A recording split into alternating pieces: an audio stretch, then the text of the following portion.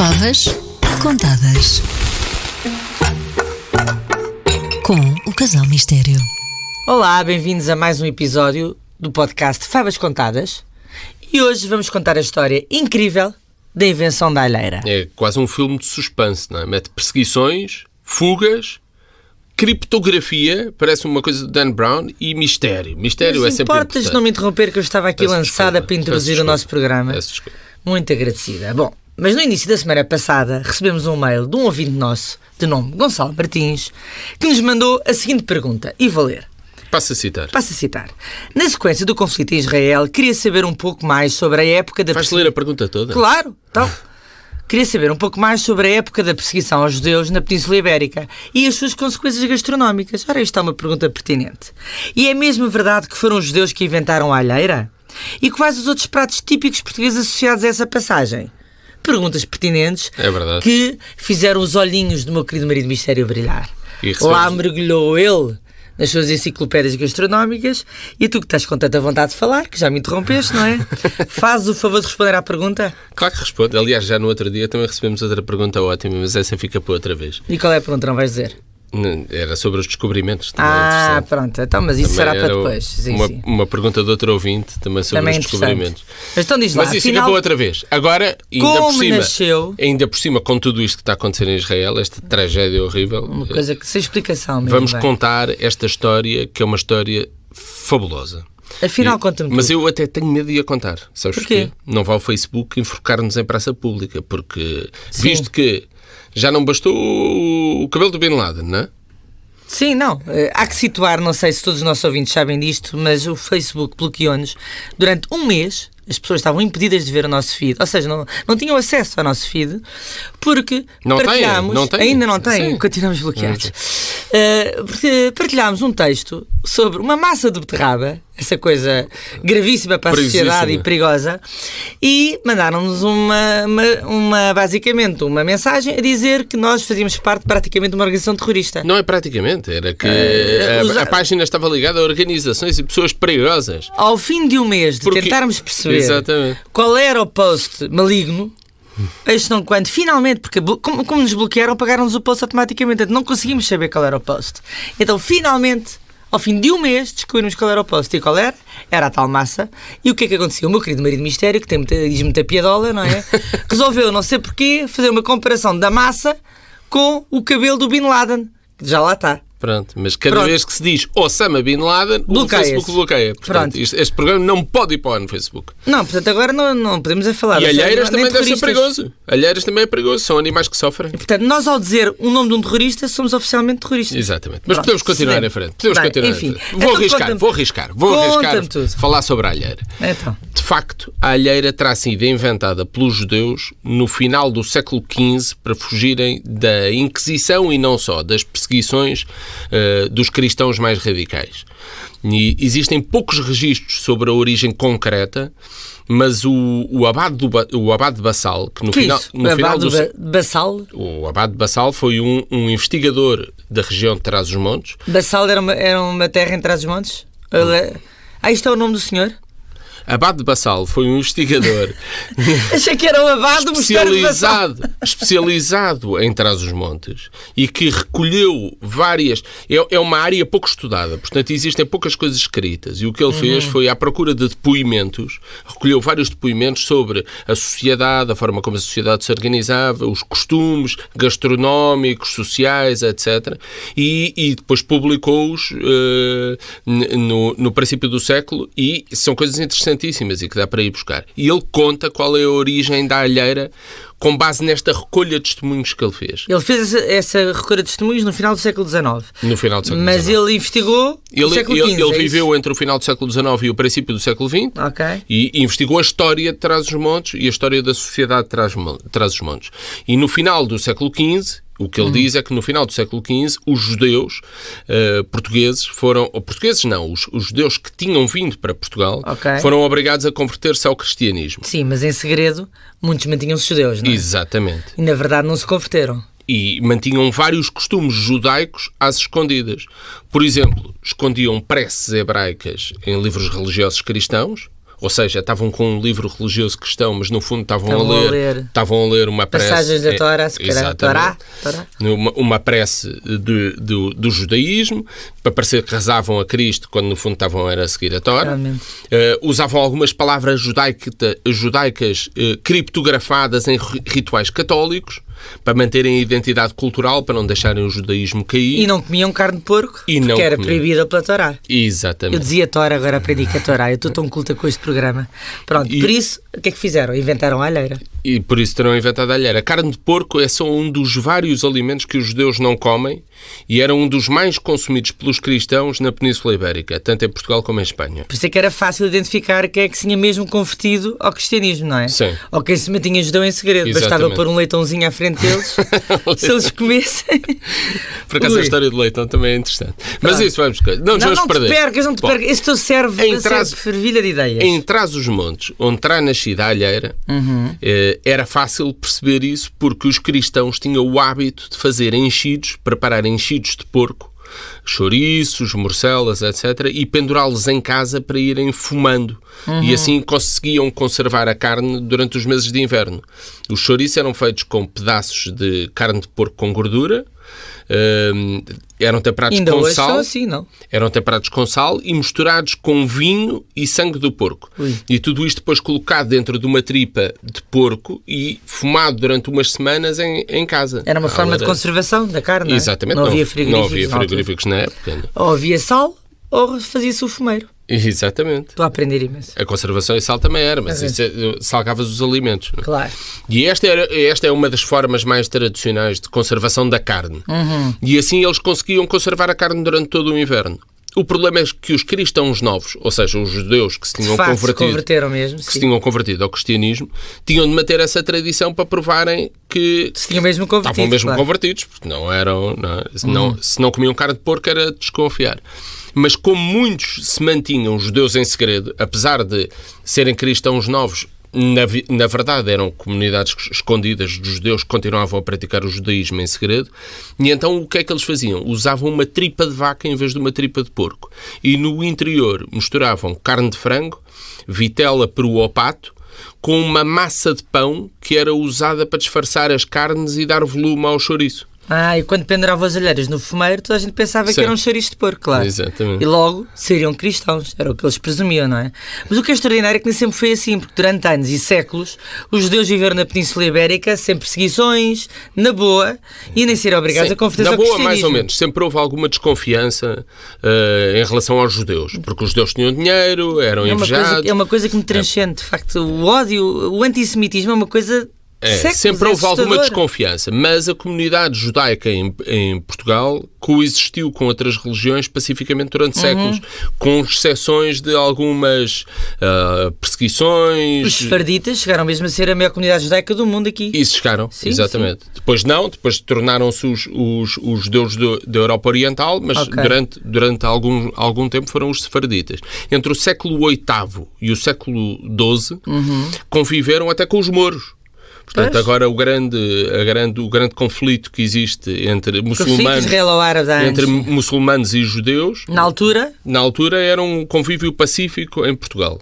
Até em termos de culinária. Nas zonas ocupadas, em Lisboa, por exemplo. Sim. E muitos dos pratos que temos hoje na culinária portuguesa vêm dessa convivência. Portanto, vêm dos mouros, mas com adaptações judaicas. Eles conviveram até mesmo em Lisboa, que na época dos mouros tinha o belo nome de Al-Ushbuna. Maravilha. Exatamente. E havia uma enorme comunidade judaica nessa altura também. Exatamente. E muitos pratos que comemos hoje em dia vêm daí. Por exemplo, as sopas, os escabeches. Estas sopas. As sopas. As sopas, os escabeches, o marzipan, é daqui. Os doces com amêndoa. Pois vem de Espanha. Não, vem dos mouros. A altria também. Mouros não, um bocadinho à norte, muçulmanos. Mouros parecem os do Porto a falar de nós. Os mouros são os muçulmanos do Norte de África. Pronto. O que acontece é que os do Porto chamavam os do Sul mouros. Chamam-nos a nós. Mas eram os mouros. Os mouros são os muçulmanos do Norte de África. A altria, os fumados e a cataplana, por exemplo, todos têm influência morisca. Mas o curioso é que também se adaptam aos hábitos dos judeus, que vão para lá de não comer carne de porco. Por exemplo, os judeus só comem coisas do mar, pescados, que têm escamas e barbatanas. E, por exemplo, fica de fora tudo o que são conchas... Crustáceos, não é? Sim, crustáceos... Lulas, tudo. Fica tudo fora. Não tem E na época, as cataplanas, que hoje é um prato famosíssimo cá, não levavam crustáceos. Por respeito à tradição judaica. Exatamente. Portanto, era uma ninguém discutia na altura. Conjugação dos costumes das duas religiões. Isso só começa a mudar com a conquista de Lisboa pelo Adolfo Henriques, não foi? No século XII. Século XII, sim. E a partir daí é que começam a ser integrados nestes pratos outros ingredientes que são proibidos pela religião judaica, mas são permitidos pelo cristianismo. Como as conchas, as ameijas, no caso. Sim, é tudo que tem conchas, nas cataplanas, as conchas, os mariscos, tudo. O porco, na carne, ou o coelho. Por exemplo, o coelho também é um animal proibido, porque há duas regras para serem animais puros permitidos pelo judaísmo, que são, tem que ser ruminantes, e tem que ter o casco fendido. O casco fendido é quando tens uma fenda no meio da pata. Exatamente. Bom, isto também é muito específico. O coelho rumina, mas não tem o casco fendido. Então? O porco não rumina, mas tem o casco fendido. Portanto, esses são os dois. Eles não podem comer. Esses não são comestíveis. Mas a expulsão dos judeus só começa no século XV, que eu me lembro. Se a minha memória não falha. Exatamente. Nas minhas aulas de história. As coisas só começam a mudar depois da conquista de Granada, em 1492, e é dessa altura que os judeus são expulsos de Espanha pelos reis católicos. O Fernando de Aragão e Isabel de Castela, que começam a impor o cristianismo. E há uma enorme imigração de judeus para Portugal, que se concentra especialmente em Lisboa e em Trás-os-Montes. Na época, calcula-se que 600 famílias foram autorizadas a vir viver para cá, 600 famílias judaicas. E o que acontece? Em Lisboa há uma sobrepopulação da cidade e começa a haver peste. E então os judeus, em primeiro lugar, são expulsos para fora das muralhas da cidade. São as primeiras vítimas. São expulsos para fora das muralhas da cidade. E depois para fora do país, ou então obrigados à conversão do cristianismo, com Dom Manuel a partir de 1496, 1497. E então é nessa época que muitos dizem que se convertem, mas mantêm-se judeus no fundo só para não saírem do país, para garantirem que pelo menos têm um sítio seguro para ficar, não é? Sim. Por exemplo, em Belmonte, lembras? Estivemos lá há pouco tempo. Pois foi. Foi bem giro. E é lindo. Vale a pena ir mesmo. E a comunidade judaica conseguiu manter-se em segredo durante 400 anos. É verdade. É impressionante. E com isto tudo escondido, com estes costumes escondidos. Cheios de alheiras. Exato. E é nesta época o que acontece em Trás-os-Montes, provavelmente em Mirandela. Não se sabe se Mirandela, Mangualde ou Bragança. Há vários registros. Mangualde não é perto de Viseu, não é Trás-os-Montes. Aí os judeus terão começado a fazer as alheiras para fingir que estavam a fazer chouriços de porco. Portanto, as primeiras referências às alheiras vêm de Mirandela, Mangualde ou Bragança. É aí que se começa a ver. Mas acredita-se mais que tenha sido em Bragança. Ok. Mas é como todas as boas histórias. Há sempre um mas. Há sempre um mas. Um apesar de tudo, um contudo, um todavia. E o mas neste caso é que os judeus da Europa Oriental já usavam muito antes esta tripa feita com carnes de vaca. Carnes de vaca ou com carnes de aves. Que se chama kishk. E que é uma tripa kosher recheada, em vez de pão, em vez do pão transformado em papa, leva farinha de trigo, gordura, cebola e vários temperos. Em Portugal era chamada tabafeia, e há um livro, A História da Alheira, do Jorge Salles Golias. Um livro só sobre a alheira? Só sobre a história da alheira. E tem muitas páginas? Tem muitas páginas e é interessante. Se te interessas sobre o tema, deves ler. E tem muita fotografia também. E então aqui o autor cita registros de consumo da tal tabafeia em Trás-os-Montes desde o século XV. Ou seja, antes da Inquisição e da conversão forçada até. Portanto, a conversão forçada só ocorre no fim mesmo do século XV e já há registros de consumo de tabafeia antes. Ou seja, a alheira pode ter vindo da Europa Oriental. Sim, e não da necessidade de fugir da Inquisição em Portugal. E ainda há outros problemas para esta tese dos judeus.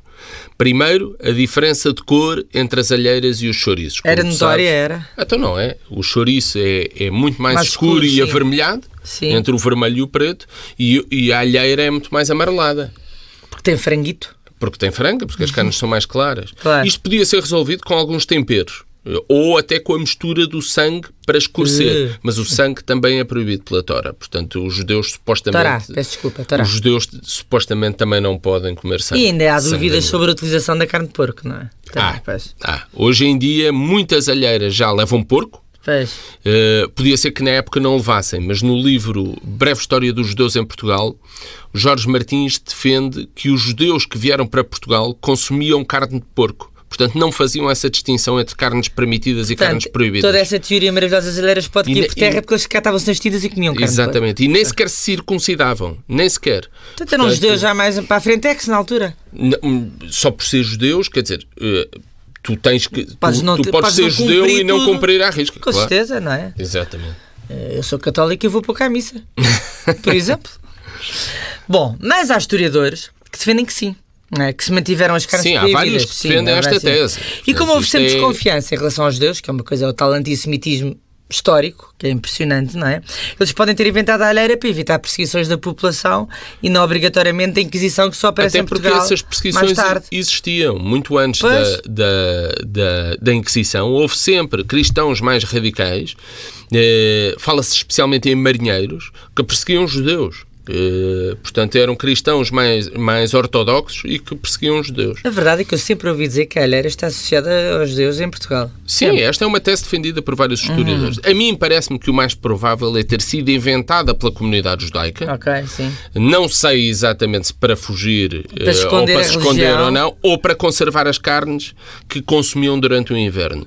E então o que fizeram foi adotar uma prática que já era seguida pelos cristãos, só que eles comiam carnes diferentes e, portanto, em vez de fazerem isto com o porco, faziam isto com as outras carnes. Então pode ter sido uma senhora, como eu, se vivesse na altura, que preferia comer frango em vez de porco para não engordar. Sim, mas não foi uma senhora. Isto foi uma coisa que começou na comunidade e foi depois espalhando até à comunidade cristã e depois a comunidade cristã até mudou várias coisas na alheira. Na receita, sim. Mas durante as épocas de perseguição isto pode ter dado jeito para estarem integrados e não serem olhados de lado por terem costumes diferentes. Portanto, no fundo, pode ser uma forma de facilitar a integração na sociedade. Claro. E o nome da alheira, conta-me tudo, vem de onde? Vem de alho, que é um dos temperos usados na alheira.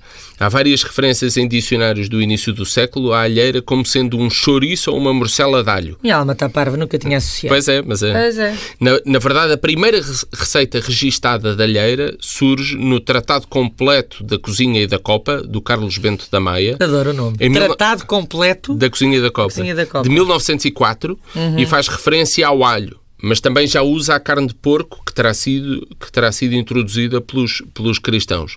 Juntamente, e a carne de porco aqui misturada com frango, peru e caça. Então os cristãos velhos começaram também a consumir alheira. Sim, a coisa foi-se espalhando pela sociedade. Hoje em cristãos velhos, como quem diz, os que não se converteram.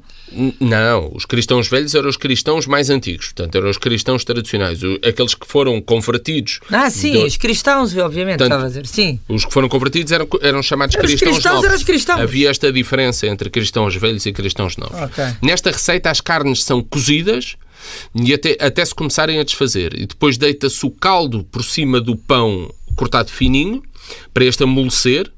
Enquanto o pão amolece, desfia-se a carne e mistura-se tudo com banha derretida. A banha pode ser de porco ou não. Podes não usar banha de porco, podes usar banha de galinha. Existe banha de galinha? Claro que existe. É a gordura da galinha. Pimentão doce, que lhe dá alguma cor, e o tal alho pisado. Bem, daí o nome, então, da alheira, não é? Do alho pisado. Bem, com várias carnes ou só com caça, a verdade é que eu adoro de qualquer maneira. Eu adoro alheira. É maravilhosa.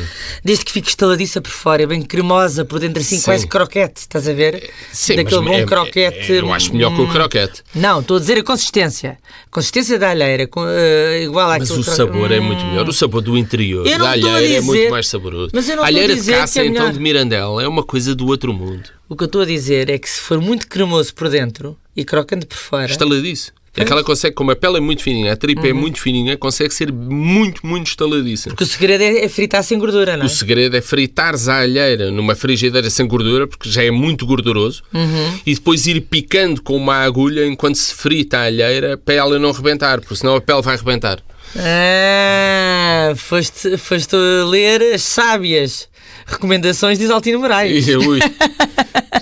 Se eu fosse ler as sábias... guru da gastronomia. Se eu fosse ler as sábias recomendações de Isaltino Moraes, só havia pera manca cá em casa. Mas branco. Branco, é banal. Por Deus, é banal, não é? Um vinho banal de 50 euros. Mas vamos lá, e para variar, isto é a grande diferença entre nós dois. Quando comemos uma alheira, ele pede grelos a acompanhar. Grelos salteados, que maravilha! Que maçada de homem. O que é que eu peço? Um ovinho a cavalo por cima. E batatas fritas. Claro. Mas o problema aquelas é que estaladiças. agora vejam se concordam Qual é a comigo. graça A de alheira grelos? já é hipercalórica Tá bem. e super gordurosa. Não podemos acompanhar uma alheira gordurosa com batatas fritas mais gordurosas e com um ovo estrelado também gorduroso. Não pode Se é ser. para a desgraça. Tem que ser uma coisa para cortar. Se é para a desgraça, é para me desgraçar como deve ser. Sim, mas depois que é enjoativo, não é? Enjoativo o quê? Tens que saber equilibrar os... O teu estômago é muito, equilibrar os muito sabores. fraquinho. Bem, já me está a dar fome, claro, não é? Para variar.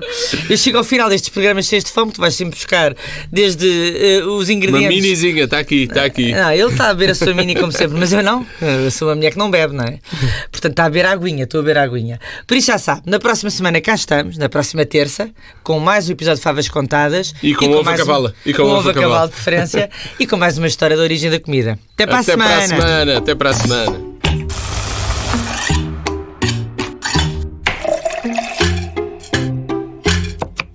Favas Contadas com o Casal Mistério.